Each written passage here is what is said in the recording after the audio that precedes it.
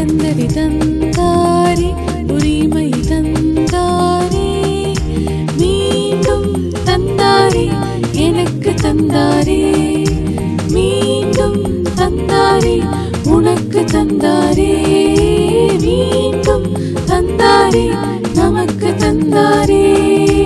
முத்திரை மோதிரமாய் தெரிந்து கொண்டாரே, அவரது கரங்களிலே அணிந்து கொண்டாரே, அவரது திட்டம் நிறைவேற அவர் கையில் பத்திரமாய் ஆசீர்வாத பாத்திரமாய் அனைவருக்கும் வைத்தாரே. இழந்ததை